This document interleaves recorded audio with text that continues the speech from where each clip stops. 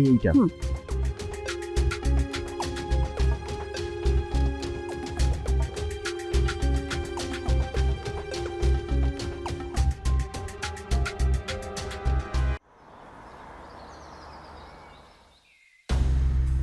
নমস্কার, আমি রানী চ্যাটার্জি।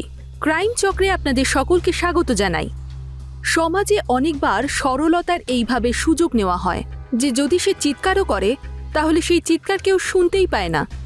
আর বেশিরভাগই তার শিকার এমন মানুষরা হয় যারা কিছু বলার সাহসটাই হারিয়ে ফেলে। এই অবস্থায় তারা কোনো আশার আলো দেখতেই পায় না, কিন্তু যখন কেউ আলো হয়ে জীবনে আসে তখন তার জীবনে উজ্জ্বলতা ফিরে আসে। রানীর জীবনে সেই উজ্জ্বলতা ছিল সুরেশ। দুজনেই ভালো বন্ধু ছিল, ক্লাসের টপার ছিল আর একে অপরকে সাহায্যও করত।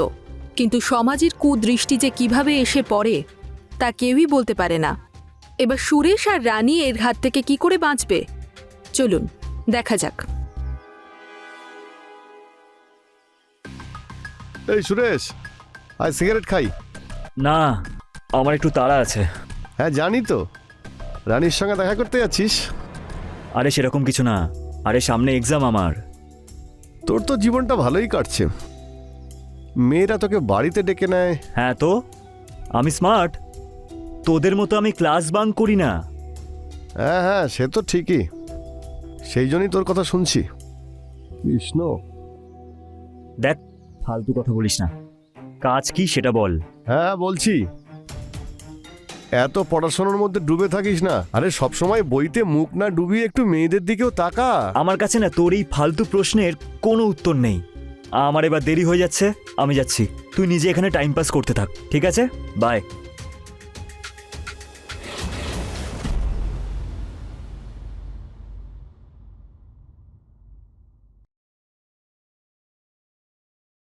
এত দেরি করে আসলি কেন আজ? আরে কিছু না, আরে একটা কাজে ফেসে গেছিলাম। ওকে। আচ্ছা, আমার না এখন চা খেতে খুব ইচ্ছে করছে। তুই খাবি?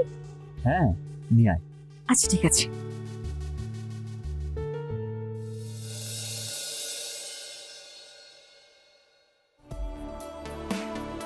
সুরেশ,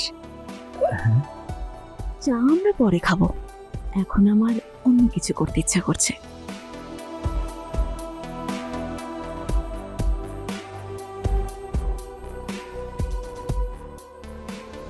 সুরেশ, চা।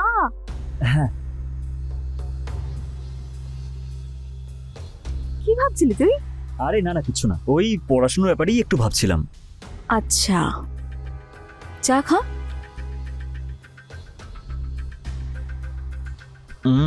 খুব ভালো চা করেছিস তো। Thank you. আচ্ছা শোন না, আমি এই কোয়েশ্চেনটা বুঝতে পারছি না, একটু বুঝিয়ে দে না। হ্যাঁ। এইটা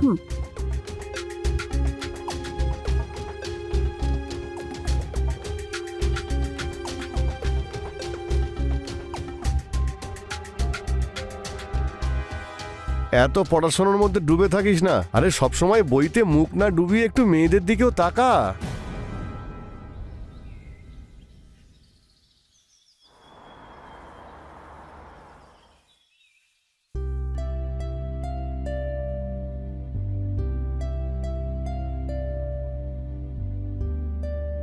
দিদি, কি করছিস এসব?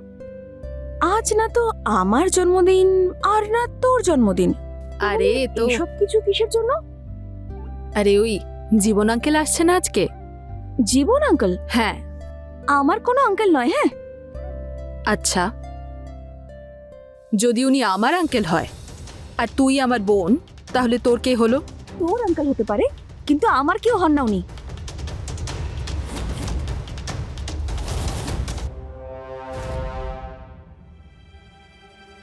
নিজের কেউ নয়, কিন্তু নিজের থেকে অনেক বেশি করেন। এখন তো নিজের কেউ এত করে না যতটা উনি করেন আমাদের জন্য। ফ্রিতে থাকার জায়গা যে পেয়ে গেছেন উনি। হোটেলে থাকার ক্ষমতা ওনার আছে, এখানে শুধু এই জন্যই থাকে কারণ আমাদের জন্য চিন্তা করে। আর তাছাড়াও শুধু শুধু তো থাকে না। কেন? তোর জন্য এত জামা কাপড়, মিষ্টি আর তোর কলেজের ফিস আর এই গোটা বাড়ির খরচ উনি তো চালান। আর তুই তো ভালো করেই জানিস যে বাবা যাওয়ার পরে এই পুরো বাড়ির দায়িত্ব তো নিজের কাঁধেই তুলে নিয়েছেন। আচ্ছা শোন, আজ সুরেশকে বারণ করে দিস সন্ধ্যাবেলায় যেন না আসে। আঙ্কেল আসছেন তো। তো তো এটা এই যে দুদিনের জন্যই তো আসেন, সন্ধ্যাবেলায় বসে আমরা একটু আড্ডা দেব, পড়াশোনার আর কি, ও তো রোজই করিস। আমি চাই না ওনার সঙ্গে কোনো রকম আড্ডা মারতে। চললাম আমি কলেজে, তুই বসে থাক এখানে।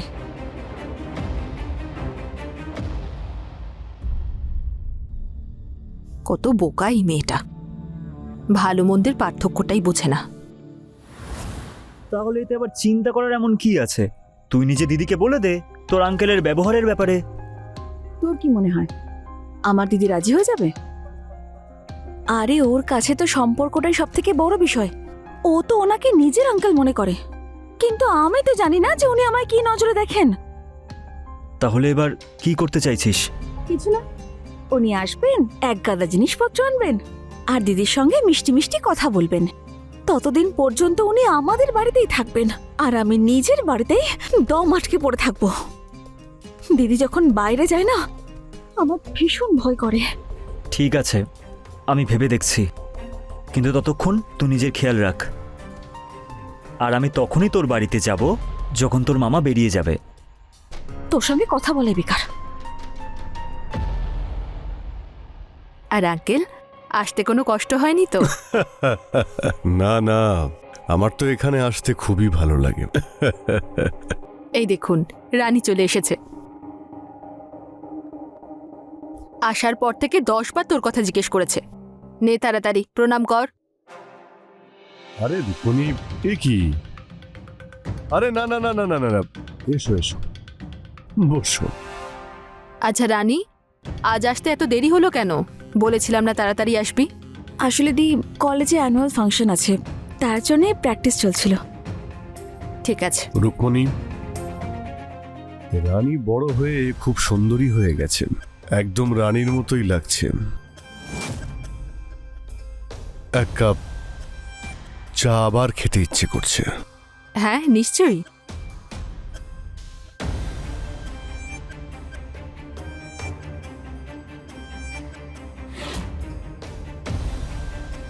আর রানী, কি কি পড়াশোনা চলছে কলেজে? তোমার ফেভারিট সাবজেক্ট কোনটা?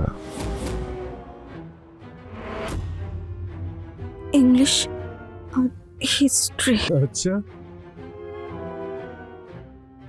আর লজ্জা পাচ্ছ কেন? আরো কাছে এসো। আমি ভাবছিলাম যে এইবার তোমার সামার ভ্যাকেশনে মুসৌরি ঘুরতে যাব। কিন্তু আমার সামার ক্যাম্প আছে, তাই আমি যেতে পারবো না। আচ্ছা ঠিক আছে, তুমি যেখানে বলবে আমি সেখানেই যাব। রুকমণি, রানী বড় হয়ে গেছে বলে এখন খুব লজ্জা পাচ্ছে। 19 বছর বয়স হলো ওর। ও এই নে, জানে। চমকে গেলেন তো? অভিনন্দন।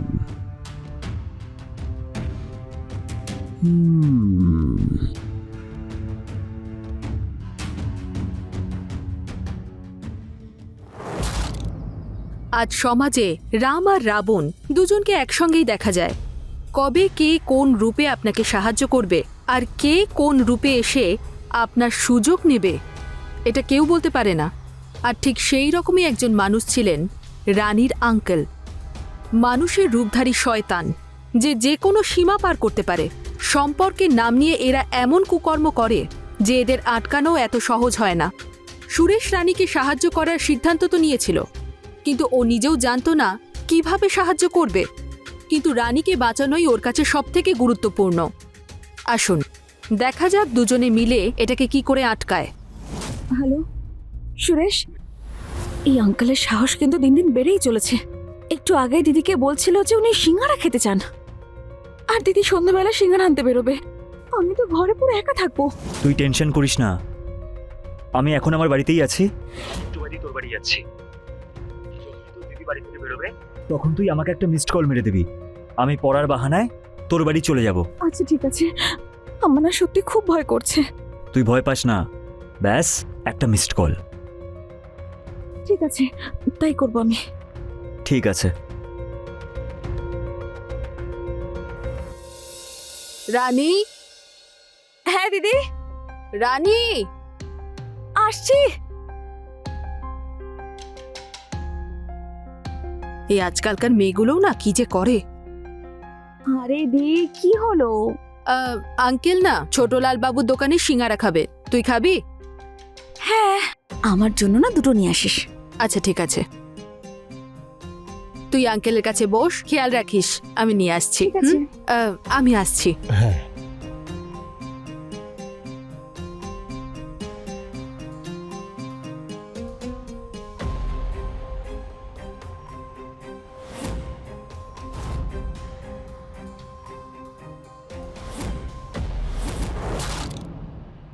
রানী, খুব জল তেষ্টা পেয়েছে আমার, একটু জল খাওয়াবে? হ্যাঁ আনছি।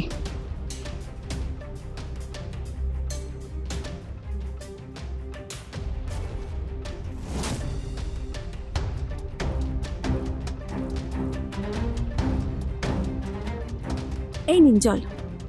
আরে বাহ,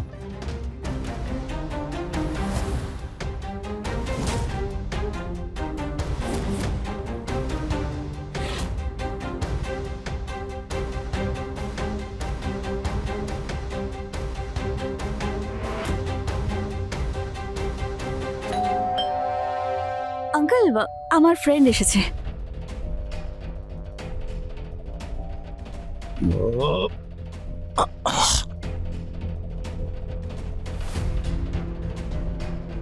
আরে সুরেশ, এসে গেছিস?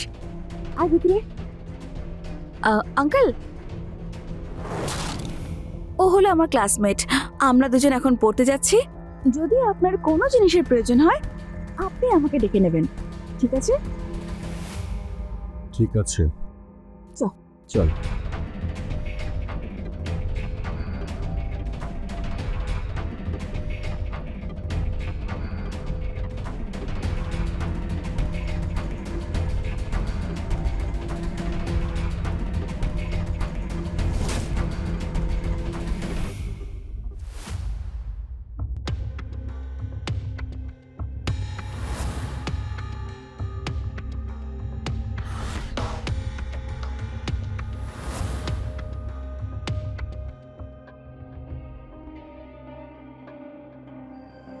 এরা দুজনে বেডরুমে কি করছে দেখতেই হবে।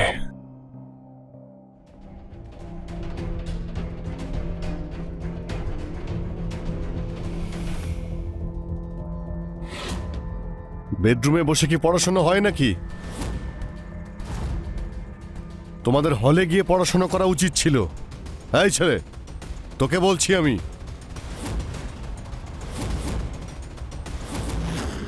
আঙ্কেল, সুরেশ নাম ওর।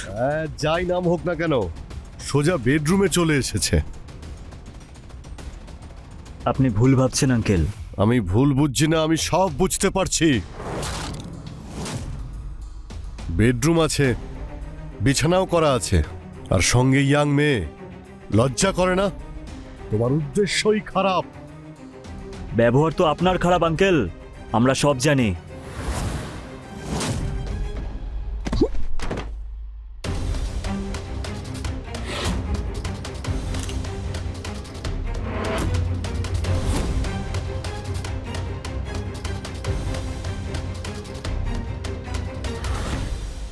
একা মেয়ে পেয়েছিস বলে কিস করছিস।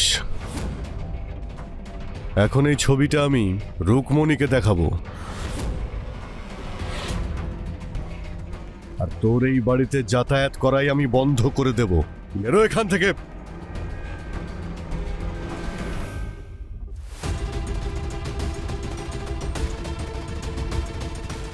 আরে রানী, আমি তো সুরেশকে আসতে বারণ করতে বলেছিলাম। আসলে আমি বইটা দিতে এসেছিলাম।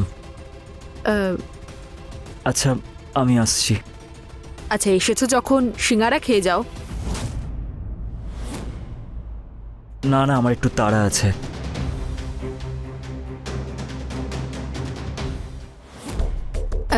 আঙ্কেল আরেকবার চা খাবেন নাকি?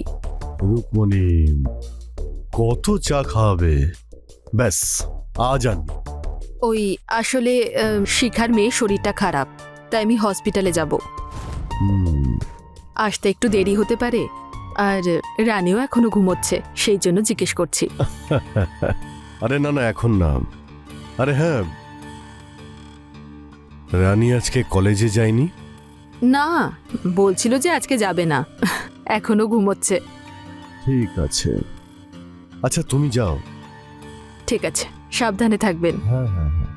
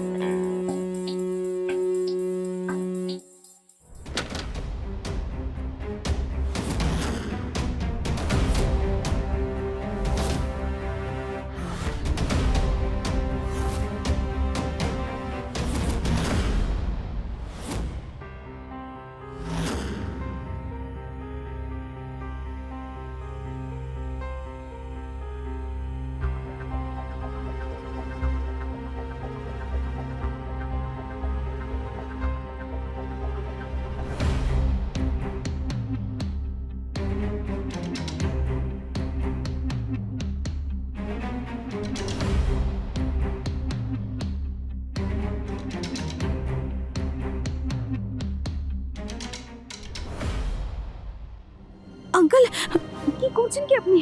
আরে আরে আরে আরে, কিছু না কিছু না, দেখো, ভয় পেও না। হ্যাঁ আঙ্কেল, এইসব ঠিক নয়। না না, তুমি চিন্তা করো না, ভয় পেও না, একদম ভয় পেও না। কাছে এসো না, কাছে এসো। হ্যাঁ হ্যাঁ, সব ঠিক হয়ে যাবে। এসো। ও আঙ্কেল। রে, ও তো তুই, তোর ছবি চাই না? পাবি না। আমি ওই ফটোটা নিতে আসিনি।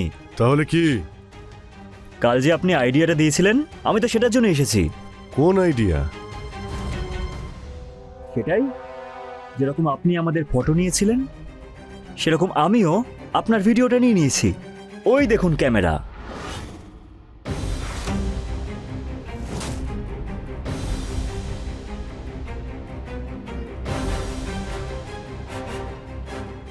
এবার আপনার সব কুকর্ম এই ক্যামেরা ক্যাপচার করা আছে। আরে সব তুই কি বলছিস? আরে আমি তো আমার সোনা মেয়ের জামা ঠিক করছিলাম, ব্যাস, আর কিছুই না। সেটা আপনি কাপড়টা ঠিক করছেন নাকি কি করছেন সেটা পরে তো জানতে পারাই যাবে। আরে আঙ্কেল, আমি তো শুধু ঘুমানোর নাটক করছিলাম, যাতে তুমি সেই সব কিছু করতে পারো যেটা তোমার নোংরা মাথায় ঘুরছে। আরে ব্যাপারটা তেমন নয়, তুমি তো আমার মেয়ের মতো, একদমই আমার মেয়েরই মতো।